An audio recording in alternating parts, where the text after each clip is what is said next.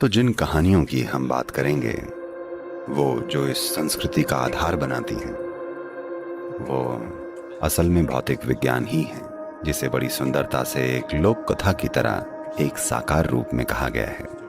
और ये वही मूलभूत शक्तियां हैं जिनसे ये सृष्टि बनी है। तो देवी कोई कण नहीं है, वो अस्तित्व की इन तीन मूल शक्तियों को थाम कर रखने वाला आकाश है।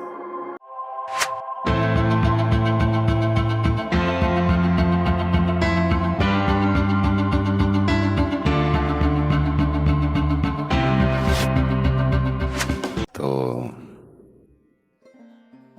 स्त्री गुण की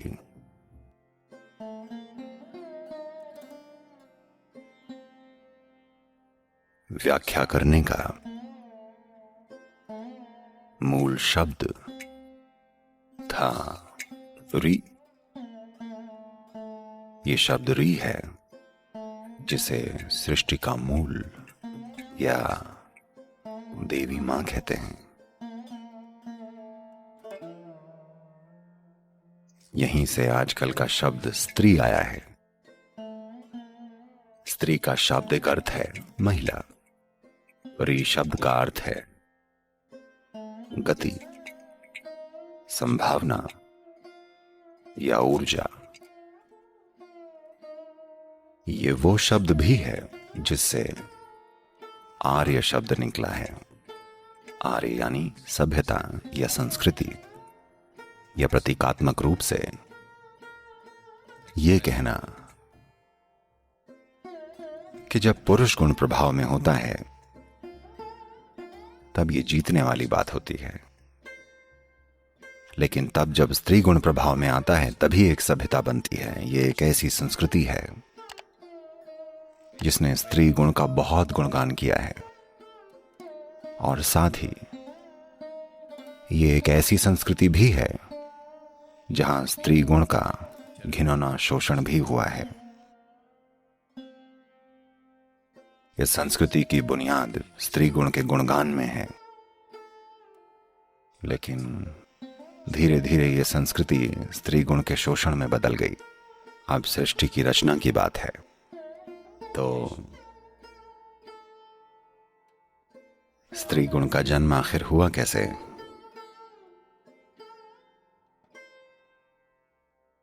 कहानी कुछ इस प्रकार है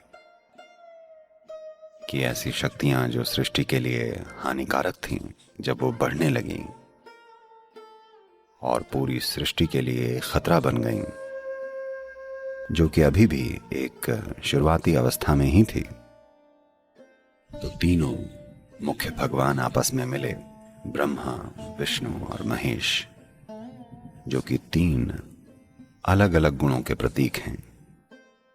आधुनिक भौतिक विज्ञान की भाषा में हम इन्हें इस तरह समझा सकते हैं: प्रोटॉन, न्यूट्रॉन और इलेक्ट्रॉन। ब्रह्मा, विष्णु और महेश इसी क्रम में। आज मॉडर्न भौतिक विज्ञान के अनुसार यह बात एकदम साफ है कि इन तीन शक्तियों के बलबूते पर ही इस अस्तित्व का निर्माण हुआ है, यानी प्रोटॉन, न्यूट्रॉन और इलेक्ट्रॉन। इनका अपनी जगह पर बने रहने का कारण और इनके हमेशा गतिशील रहने का कारण ये सिर्फ इसलिए है क्योंकि एक इलेक्ट्रिक चार्ज होता है जो कि इन तीनों शक्तियों के बाहर होता है। तो उस इलेक्ट्रिक चार्ज या इलेक्ट्रोमैग्नेटिक चार्ज के बिना ये तीनों किसी गतिमान अवस्था में नहीं रह सकते। इन तीनों की इस गतिशील हलचल के बिना सृष्टि नाम की कोई चीज ना होती। विज्ञान के इसी आयाम को ये कहानी एक लोक कथा के रूप में बताना चाह रही है कि ये तीनों भगवान मिले और जब वो विनाशकारी शक्तियां बढ़ने लगी और वो नहीं जानते थे कि इन्हें कैसे हैंडल किया जाए, उनके अंदर ये तीन अद्भुत गुण थे और उन्होंने पाया कि ये तीन गुण काफी नहीं थे।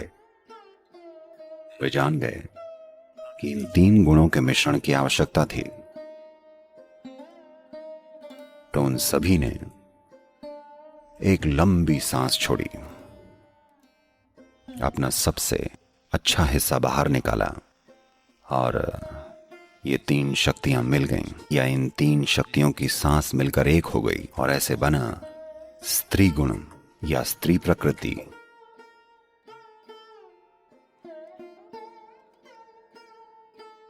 या देवी।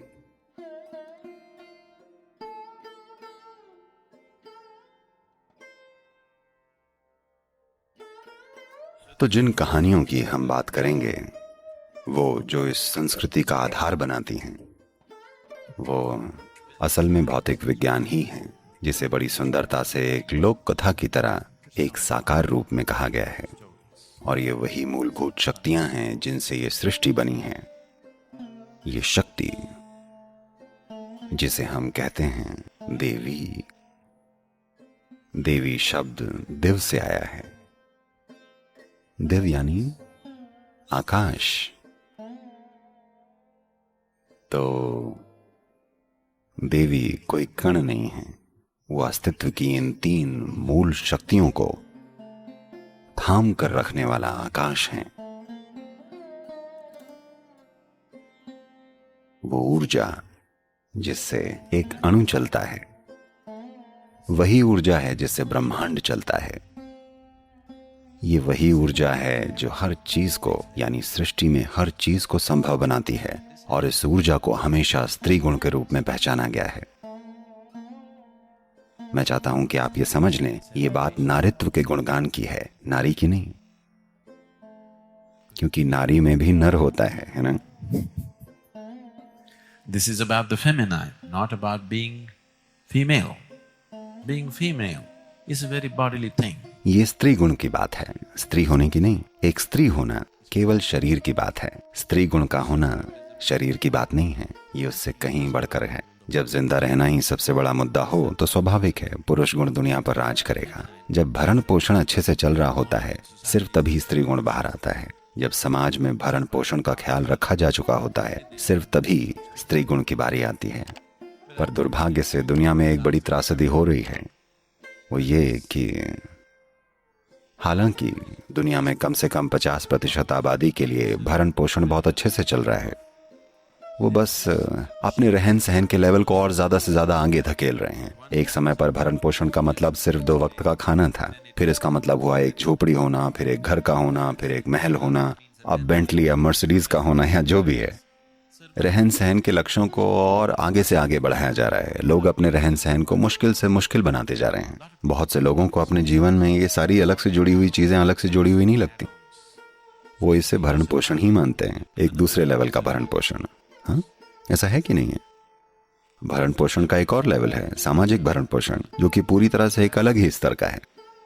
जब तक आप भरण पोषण को अपने जीवन का सबसे महत्वपूर्ण हिस्सा समझेंगे, स्वाभाविक रूप से पुरुष गुण राज करेगा। यही कारण है कि आज दुनिया में पैसा सबसे हावी पहलू बन गया है। पैसा सिर्फ भरण पोषण के लिए होता है। जब तक पैसा सबसे ज्यादा महत्वपूर्ण है, तब तक पुरुष गुण महत्वपूर्ण रहेगा, स्त्री गुण महत्वपूर्ण नहीं होगा। महिलाएं ऊपर आ सकती हैं, पर ऊपर आने की प्रक्रिया में वो स्त्री गुण रहने की बजाय और मर्दानी होती जा रही हैं। ये दुनिया के लिए एक बड़ी मुसीबत है। अगर स्त्री गुण को दबाया गया होता तो हो सकता है वो कल वो सामने आ जाता, पर अगर स्त्री गुण खुद को पुरुष गुण में बदल लेगा तो ये एक बड़ी मुसीबत है, क्योंकि इसको पलटने में बहुत लंबा समय लग जाएगा। पुरुष गुण को स्त्री गुण में वापस बदलने की तुलना में स्त्री गुण को आजाद करने में बहुत कम समय लगेगा। इसमें बहुत लंबा समय लग जाएगा। हम इस समय दुनिया में उस ओर बढ़ रहे हैं, क्योंकि पैसे या अर्थशास्त्र का राज चल रहा है। जैसे जैसे तकनीक और पैसा ज्यादा से ज्यादा प्रभावी होते जाएंगे, आप देख रहे हैं आज ये दोनों सबसे प्रमुख फैक्टर हैं, तब आप देखेंगे कि स्त्री गुण के लिए कोई जगह नहीं होगी। सब कुछ पुरुष गुण के बारे में है। सिर्फ तभी जब प्रेम, संगीत, कला, ये और वो, ये सारी चीजें जीवन के बारीक पहलू प्रभाव में होंगे, दुनिया में उतने ही महत्वपूर्ण होंगे जितने की तकनीक और अर्थशास्त्र हैं। सिर्फ तभी स्त्री के लिए एक समान भूमिका निभाने की गुंजाइश है। नहीं तो महिलाएं पुरुषों जैसा व्यवहार करने लगेंगी, जो कि बड़े पैमाने पर होने भी लगा है। क्योंकि कहीं ना कहीं ये धारणा है कि आदमी जैसा बनकर ही आप सफल हो सकते हैं, जो कि एक बिल्कुल ही गलत सोच है। ये पूरी तरह से एक विनाशकारी सोच है जो कि आज लोगों के दिमाग में घुस चुकी है कि आज अगर आप एक मर्द की तरह होंगी तभी आप सफल हो सकती हैं। तो अगर हमें इस आयाम को जानना है, समझना है, यानी अपने अंदर के स्त्री गुण को, या अगर हमें अस्तित्व में व्याप्त स्त्री गुण के आयाम की खोजबीन करनी है, तो हमें एक खास तरह से होना होगा, नहीं तो आप स्त्री गुण से चूक जाएंगे।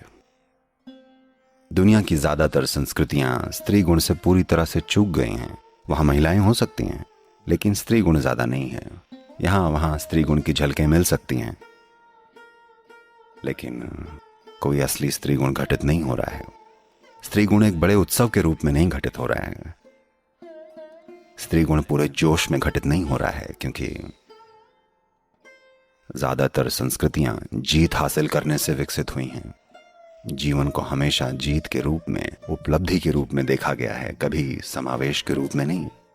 सिर्फ ऐसी संस्कृति में, सिर्फ ऐसी जगह पर, सिर्फ एक इंसान के भीतर जो जीवन को समावेश के रूप में देखता है, उस व्यक्ति के अंदर स्त्री गुण पूरे प्रवाह में व्यक्त होता है।